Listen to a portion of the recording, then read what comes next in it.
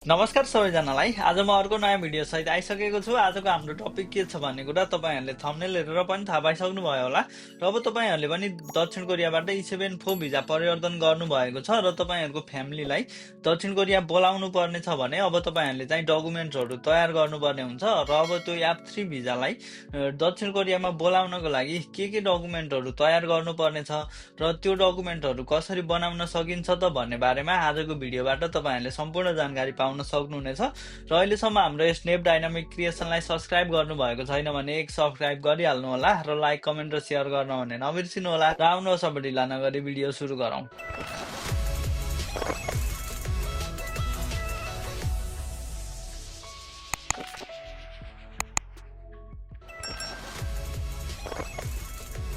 अब यहाँ चाहिँ मैले तपाईहरुलाई सजिलो होला भनेर सम्पूर्ण डकुमेन्टको स्याम्पल सहितको राखिदिएको छु र अब तपाईहरुले पनि यो स्याम्पल हेरेर तयार गर्न सक्नुहुनेछ है त। र अब तपाईहरुलाई चाहिँ यो डकुमेन्टहरु कसरी बनाउन सकिन्छ भन्ने थाहा छैन र अब तपाईहरुलाई केही हेल्प चाहिन्छ भने तपाईहरुले नेपडिसी फेसबुक पेजमा मेसेज गर्न पनि सक्नुहुनेछ है त। मैले यहाँनिर स्क्रिनमा फेसबुकको डिटेल्स पनि राखिदिएको छु। तपाईहरुले सिधै त्यो फेसबुक पेजमा मेसेज गरेर F3 भिजाको लागि डकुमेन्ट बनाउनको लागि हेल्प गर्नु होला भनेर मेसेज पनि गर्न सक्नुहुनेछ है त। अब तपाईहरुले यहाँनिर मेरो कम्प्युटरको स्क्रिनमा देख्न सक्नुहुनेछ। अब मैले सबै डकुमेन्टहरु यहाँ तयार पारेर राखेको छु। अब तपाईहरुलाई के डकुमेन्ट चाहिन्छ भनेर एक-एकवटा डकुमेन्ट देखाएर बुझाउने छु है त। अब सबैभन्दा फर्स्टमा चाहिँ तपाईहरुले दक्षिण कोरियाबाट के तयार गर्नुपर्ने हुन्छ त भन्ने बारेमा बुझौँ है त। अब अहिले मैले फर्स्टमा देखाएको डकुमेन्टहरु चाहिँ सबै दक्षिण कोरियाबाट तयार गरेर तपाईले नेपाल पठाउनु पर्ने डकुमेन्टहरु है त। अब सबैभन्दा फर्स्टमा चाहिँ तपाईको एलिन कार्डको फोटोकपी अगाडि र पछाडिको फोटोकपी गरेर पठाउनु पर्ने हुन्छ। अब सबैभन्दा फर्स्टमा तपाईको एलिन कार्डको फोटोकपी भयो अनि दोस्रो नम्बरमा छ तपाईको पासपोर्टको पनि फोटोकपी। अब एलिन कार्ड र पासपोर्टको त तपाईहरुलाई थाहा पनि छ होला, केही गाह्रो भएन। अनि त्यसपछाडि अर्को नम्बरमा छ छोछङजाङ भनेको चाहिँ यो इन्भिटेसन लेटर हो के। तपाईहरुले नेपालबाट बोलाउने कसलाई हो उसको नाममा चाहिँ इन्भिटेसन लेटर लेख्नुपर्ने हुन्छ। र अब तपाईहरुले कति जनालाई बोलाउँदै हुनुहुन्छ त? अब तपाईको फ्यामिलीमा वाइफ मात्रै हो कि बच्चा पनि छ? त्यसमा चाहिँ अब कति जनालाई बोलाउनु पर्ने हो त्यतिवटाको नाममा नै यो इन्भिटेसन लेटर लेख्नुपर्ने हुन्छ है त। छोछङजाङ चाहिँ अब एकजना हो भने एकजनाको नाममा, दुईजना हो भने दुईजनाको नाममा है त। र अनि त्यसपछाडि यो सबै डकुमेन्टहरुको पनि कतिजना बोलाउने हो त्यतिवटा नै प्रति चाहिन्छ है। दुईजना बोलाउँदै हुनुहुन्छ भने एलिन कार्डको फोटोकपी पनि 2 प्रति नै चाहियो, पासपोर्टको पनि 2 प्रति नै चाहियो है त। यो भनेपछि तपाईहरुले बुझ्नुभयो होला, जति जनालाई बोलाउने हो त्यति प्रति नै त्यतिवटै डकुमेन्ट छुट्टा-छुट्टै नामको बनाउनु पर्ने हुन्छ है त। अब यो छोछङजाङ पनि तपाईहरुले यहाँ सबै स्याम्पलहरु देख्न सक्नुहुनेछ र यो डाउनलोड चाहिँ तपाईहरुले सिधै हाई कोरियाबाट पनि गर्न सक्नुहुनेछ। र अब यसमा कसरी भर्ने हो त भन्ने बारेमा नि तपाईहरुले यहाँ देखिरहनु भएको छ। अब यहाँ सबै डिटेल्सहरु पनि छ है त। अब यहाँबाट चाहिँ मैले कुनै पर्सनल इन्फर्मेसनहरु चाहिँ हाइड गरेको छु, तपाईहरुलाई देखाउन मिल्ने सम्मको चाहिँ मैले यहाँबाट देखाइदिएको छु र तपाईहरुले यही हेरेर भर्न पनि सक्नुहुनेछ। त्यसपछाडि छोछङजाङ चाहिँ एउटा यो भयो र अर्को मैले चाहिँ दुईवटा तयार पारेको थिएँ। यो मध्ये चाहिँ यसमा चाहिँ अब तपाईको डिटेल्सहरु के कोरियामा कहिलेदेखि कहिलेसम्म काम गर्नुभएको थियो त्यो राखेर, तर यो कम्पलसरी चाहिँ छैन। तपाईहरुले यो पनि बनाउनु भयो भने चाहिँ अझै भिजा लाग्नको लागि 100% ग्यारेन्टी हुन्छ भनौँ न। अब तपाईहरुले यसको पनि स्याम्पल यहाँ देखिरहनु भएको छ, यो स्याम्पल हेरेर बनाउन सक्नुहुनेछ है त। अब यो छोछङजाङ पनि कति जनालाई बोलाउने हो त्यति नै जनाको नाममा हुनु पर्यो है त। अब त्यसपछाडि छोछङजाङको यो दुईवटा छ, एउटा माथिल्लो अनि अर्को तल्लो। तपाईहरुले स्याम्पल हेरेर यसैलाई तयार गर्न सक्नुहुनेछ। अनि त्यसपछाडि चाहिँ तपाईहरु दक्षिण कोरियामा बनाएको रुम कन्ट्र्याक्ट पेपर चाहिन्छ है त। रुम कन्ट्र्याक्ट पेपर यस्तो हुन्छ, तपाईहरुले अन रुमहरु बुक गर्नुभएको छ, 1 रुम अथवा 2 रुमहरु बुक गर्नुभएको छ भने यस्तो रुम कन्ट्र्याक्ट पेपर चाहिँ तपाईहरुले रुम कन्ट्र्याक्ट गर्दाखेरि पाउनुहुन्छ। अब यसको फोटोकपी गरेर पठाउनु पर्ने हुन्छ। कति जनालाई इन्भिटेसन गर्ने हो त्यतिवटै प्रति फोटोकपी पनि बनाउनु होला है त। अथवा तपाईहरु अब रुममा नलिगिकन तपाईहरु खिसुक सामग्री कम्पनीले नै तपाईलाई प्रोभाइड गरिदिएको छ भने यस्तो हुन्छ, यो सुक्सो छेगोङ हागिन्छ भन्ने हुन्छ। अब तपाईहरु कम्पनीमै बस्नुहुन्छ भने चाहिँ कम्पनीलाई बनाइदिन्छ यो। तपाईहरुले यहाँ देखेको जस्तै यही लेटर तयार पार्नुपर्ने हुन्छ है त। अब सुक्सो छेगोङ हागिन्छ भनेको चाहिँ यही हो। तपाईहरुले यो हेरेर बनाउन पनि सक्नुहुनेछ। यो पनि तपाईहरुले हाई कोरियाबाट नै डाउनलोड गर्न सक्नुहुनेछ है त। अनि त्यस पछाडि अर्को नम्बरमा छ छेजिक जुङम्याङ्स। यो छेजिक जुङम्याङ्स पनि अब कम्पनीले बनाइदिने हो। यो चाहिँ कम्पनीलाई मलाई यो छेजिक जुङम्याङ्स चाहिएको छ, यति यति प्रति चाहियो भने कम्पनीले तयार गरिदिन्छ, यसको लागि केही समस्या नै भएन। अनि त्यस पछाडि चाहिँ अर्को छ यो सिनवन फोजुङ्स छ। यो सिनवन फोजुङ्स चाहिँ तपाईँले लेख्ने हो। अब एउटा चाहिँ कम्पनीलाई भनेर तपाईँको नाममा एउटा कम्पनीलाई बनाइदिन भन्नु होला। अब त्यस पछाडि बाँकीको चाहिँ अब अर्को चाहिँ तपाईँले तयार गर्नुपर्ने हो। फ्यामिलीमा कतिजनालाई बोलाउँदै हुनुहुन्छ उतिवटै जनाको नाममा तपाईँहरूले सिनवन फोजुङ्स पनि तयार गर्नुपर्ने हुन्छ। र अब यसको स्याम्पल पनि तपाईँहरूले यहाँ देखिरहनु भएको छ। अब यो सिनवन फोजुङ्स पनि तपाईँहरूले यही हेरेर तयार गर्नु होला। र अब त्यस पछाडि चाहिँ अर्को तपाईँलाई चाहिन्छ सोदोक खुमेक जुङम्याङ्स है। अब सोदोक खुमेक जुङम्याङ्स चाहिँ 2 वर्षको देखाउनु होला। र मैले अहिले यहाँ स्याम्पलको लागि मैले जस्ट एउटा वर्षको मात्रै राखेको छु। अब तपाईँहरूले चाहिँ 2 वर्षको 22 र 23 अथवा 23 र 24 को तर राख्न सक्नुहुनेछ। यो सोदोक खुमेक जुङम्याङ्स त अब तपाईँहरूले छङ्बु स्पिसाको वेबसाइटबाट सजिलैसँग निकाल्न सक्नुहुनेछ। र त्यसको बारेमा थाहा छैन भने अहिले यहाँ माथिनिर भिडियो पनि आइराखेको छ, तपाईँहरूले त्यो भिडियो हेर्नु होला है त। त्यस पछाडि चाहिँ अर्को हुन्छ यो इन्गाम जुङम्याङ्स है।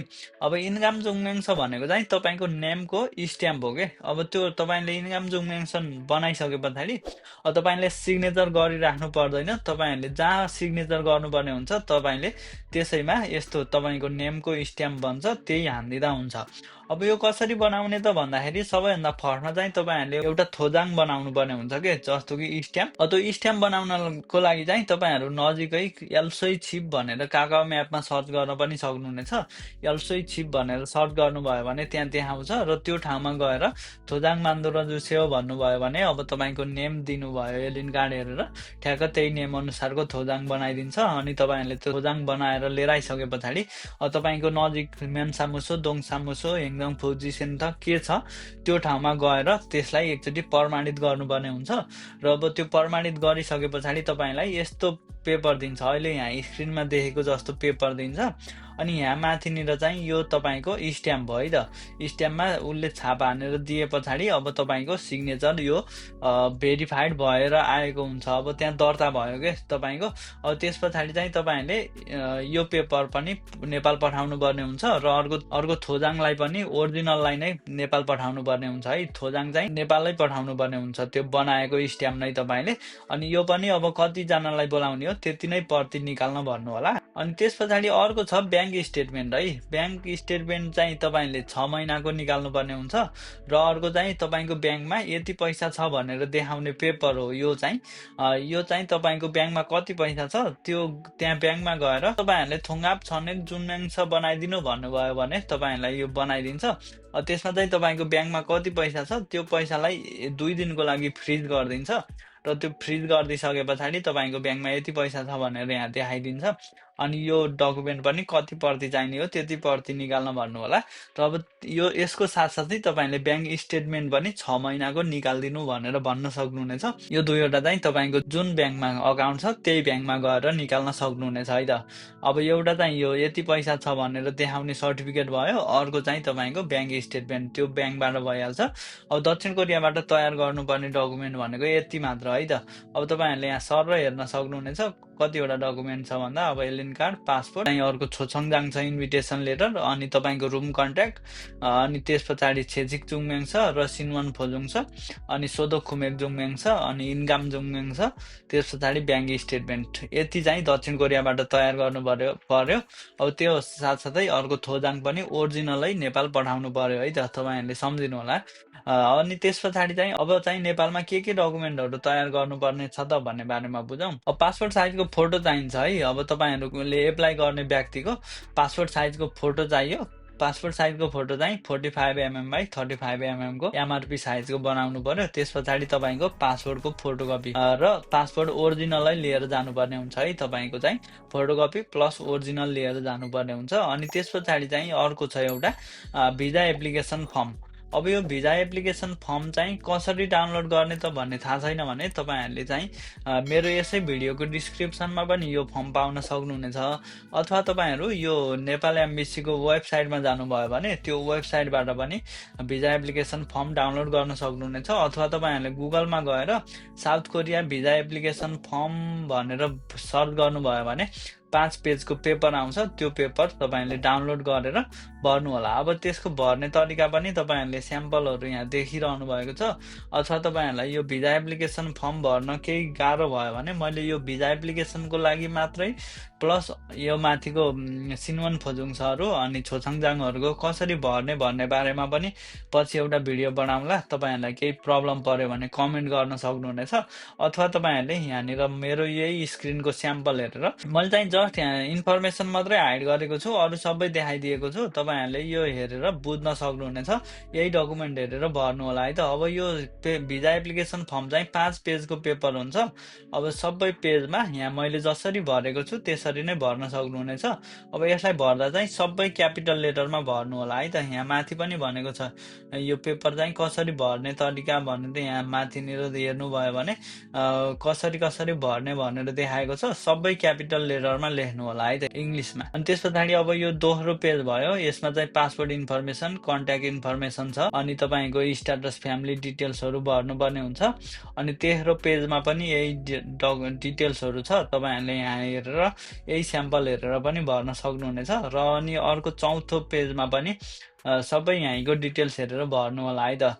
अब तपाईँहरूलाई कन्फ्युज भयो भने यो भिजा एप्लिकेसन फर्म चाहिँ वहीँ नेपालमा गएर तपाईँहरूले एम्बेसीकै अगाडि जानुभयो भने त्यहाँ पनि भरिदिन्छ। अथवा तपाईँहरू दक्षिण कोरियामा हुनुहुन्छ भने यहीँबाट तयार गरेर पनि पठाउन सक्नुहुनेछ है त। अब यो डकुमेन्टहरू भरेर तपाईँहरूले यही भिडियो हेर्नुभयो भने सबै थाहा पाउन सक्नुहुनेछ।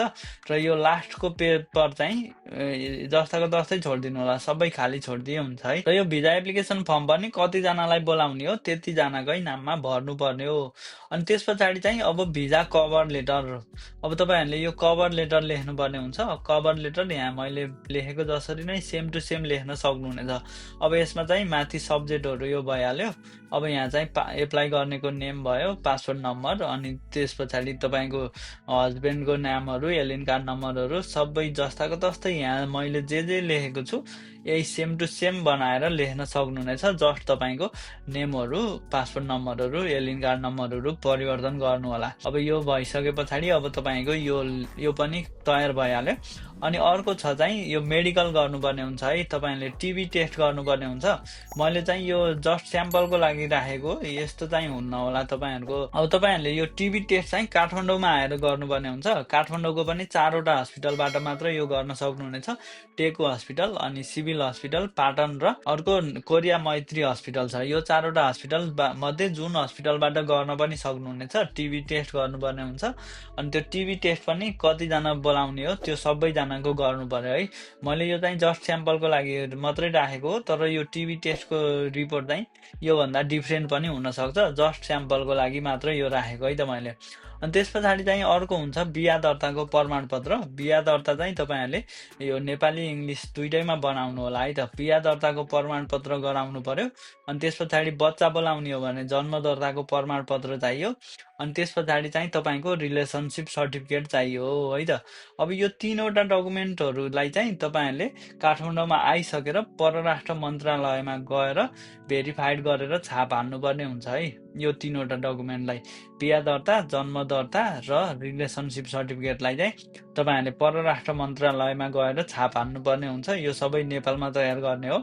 र तपाईँहरूले यो 3वटा डकुमेन्टलाई परराष्ट्रमा लगेर प्रमाणित गरिसके पछाडि यसको एक प्रति फोटोकपी गरेर तपाईँहरूले नोटरी पनि गर्नुपर्ने हुन्छ है। अब तपाईँहरूले नजिकमा रहेको नोटरी गर्ने ठाउँमा गएर यो 3वटा डकुमेन्टलाई भेरिफाइड गरिसके पछाडि एक प्रतिलाई नोटरी गरेर एम्बेसीमा बुझाउन सक्नुहुनेछ। अनि त्यस पछाडि अर्को ब्याङ्क स्टेटमेन्ट। अब तपाईँको वाइफलाई बोलाउँदै हुनुहुन्छ भने वाइफको नेपालको ब्याङ्कमा कुन ब्याङ्कमा अकाउन्ट छ त्यो ब्याङ्कको लास्ट 6 महिनाको स्टेटमेन्ट निकालेर त्यो पनि बुझाउनु पर्ने हुन्छ। अब यो ब्याङ्क स्टेटमेन्ट पनि मैले जस्ट स्याम्पलको लागि राखेको छु। तपाईँहरूले 6 महिनाको स्टेटमेन्ट देखाउनु पर्यो। अनि त्यस पछाडि अन्तिममा छ प्लेन टिकट बुकिङ गरेको ओरिजिनलै टिकट है त। अब तपाईँहरूले यो जस्ट मैले स्याम्पलको लागि एउटा trip.com को टिकट राखिदिएको छु। तपाईँहरूले पनि अब टिकट बुकिङ कसरी गर्नुहुन्छ, आफैले काट्नुहुन्छ अथवा कसैलाई एजेन्ट लगाएर काट्नुहुन्छ, त्यो ओरिजिनल टिकट है तपाईँहरूले बुझाउनु पर्ने हुन्छ है त। अब यति डकुमेन्टहरू तयार गर्नुभयो भने तपाईँहरूले यो सबै डकुमेन्टहरू बनाएर सबै पुरा गरिसके पछाडि अब तपाईँको डेट अफ बर्थ, अब दक्षिण कोरियामा हुने व्यक्ति को हो उसको डेट अफ बर्थको कति गते हो त्यो गतेको आधारमा चाहिँ तपाईँहरूले एमबेसीमा गएर एप्लाई गर्नुपर्ने हुन्छ है त। अब तपाईँहरूको डेट अफ बर्थ 17 गते हो भने अब लास्टको 7लाई हेर्नु पर्यो, अनि तपाईँको 20 गते हो भने 0 हेर्नु पर्यो। अब त्यसरी अब यो डेट अफ बर्थको आधारमा कसरी जाने भन्ने तपाईँहरूलाई थाहा छैन भने त्यो पनि मैले अहिले यहाँनिर स्क्रिनमा राखिदिएको छु। तपाईँहरूले यो स्क्रिनको हेर्नुभयो भने तपाईँको डेट अफ बर्थ कहिले हो त्यही डेट अनुसार एमबेसीमा गएर एप्लाई गर्नु होला। र एप्लाई गर्नको लागि चाहिँ तपाईँहरूलाई सबैभन्दा फर्स्टमा यो सबै डकुमेन्ट तयार गर्नु पर्यो र तपाईँहरू एमबेसीमा गए पछाडि प्रति व्यक्ति 8,000 नेपाली रुपियाँ बुझाउनु पर्ने हुन्छ है एप्लाई गरे बापत। र अब तपाईँहरूले यो डकुमेन्ट प्लस पैसाहरू बुझाएर एप्लाई गर्नुभयो भने अब त्यहाँबाट तपाईँको ओरिजिनल पासपोर्टै त्यहाँ राखेको हुन्छ र यति यति गते पासपोर्ट लिन आउनु होला भनेर भन्छ। र अब तपाईँहरूले यो एप्लाई गरिसके पछाडि अब भिजा लाग्यो कि लागेन भनेर तपाईँले वेबसाइटबाट चेक गर्न सक्नुहुनेछ। पासपोर्ट नम्बर राखेर भिजा लाग्यो कि लागेन भन्ने चेक गर्न सक्नुहुनेछ। र अब तपाईँहरूले त्यो भिजा कसरी चेक गर्ने भन्ने थाहा छैन भने मैले त्यसको पनि भिडियो बनाइसकेको छु। अहिले यहाँ माथिनिर यो भिजा चेक गर्ने तरिकाको भिडियो आएको छ होला, तपाईँहरूले यहाँनिर थम्बनेल पनि देखिरहनु भएको छ। त्यो भिडियो हेरेर तपाईँहरूले एप्लाई गरिसके पछाडि 15-20 दिन पछाडि भिजा लाग्यो कि लागेन के भइरहेको छ भनेर त्यहाँबाट चेक गर्न सक्नुहुनेछ है त। र अब तपाईँहरूको भिजा लागिसकेर त्यो वेबसाइटमा देखायो भने अनि तपाईँले त्यो काटेको डेटको टिकटमा तपाईँहरू दक्षिण कोरिया प्रवेश गर्न सक्नुहुनेछ है त। हस्, हाम्रो आजको इन्फर्मेसन यति नै थियो। र तपाईँहरूले आजको भिडियोबाट चाहिँ यो F3 भिजा बोलाउनको लागि के डकुमेन्टहरू चाहिन्छ भन्ने बारेमा थाहा पाइसक्नु भयो होला। र अब तपाईँहरूको डकुमेन्टहरू पनि तयार गर्नुपर्ने छ। तर तपाईँहरू कन्फ्युज हुनुभयो भने तपाईँहरूले नेभडिसी फेसबुक पेजमा म्यासेज पनि गर्न सक्नुहुनेछ। र अब त्यो फेसबुक पेजमा म्यासेज गर्नुभयो भने मैले तपाईँहरूलाई यो सम्पूर्ण डकुमेन्टहरू बनाउनको लागि हेल्प गरिदिन सक्छु है त। अब तपाईँहरूले दक्षिण कोरियामा तयार पार्नुपर्ने सबै डकुमेन्टहरू प्लस भिजा कभर लेटर अनि तपाईँको भिजा एप्लिकेसन फर्म त्यो लगायत सबै मैले यहाँबाट गर्न सक्ने डकुमेन्टहरू जति सबै तपाईँहरूलाई तयार गरेर पठाइदिन सक्नेछु। र अब तपाईँहरूलाई चाहिँ केही कन्फ्युज भयो डकुमेन्टहरू तयार पार्नुपर्ने छ भने मलाई म्यासेज पनि गर्न सक्नुहुनेछ। र अब यो सबै डकुमेन्टहरू चाहिँ तपाईँहरूले हातले लेख्दा पनि हुन्छ, तर सक्नुहुन्छ भने चाहिँ प्रिन्ट गरेर यहाँ मैले तयार गरेको जसरी नै कम्प्युटर बेस्डमा प्रिन्ट गरेर तयार गर्नुभयो भने अझै क्लियर पनि हुन्छ, राम्रो पनि हुन्छ है त। हस् त, हाम्रो आजको इन्फर्मेसन यति नै थियो। र थप यस्तै इन्फर्मेटिभ भिडियोहरू हेर्नको लागि नेभ डाइनामिक क्रिएसनलाई सब्सक्राइब गर्न भन्ने नबिर्सिनु होला। र तपाईँहरूको साथीहरूलाई पनि भिडियो सेयर गर्न भन्ने नबिर्सिनु होला। हस् त, धन्यवाद।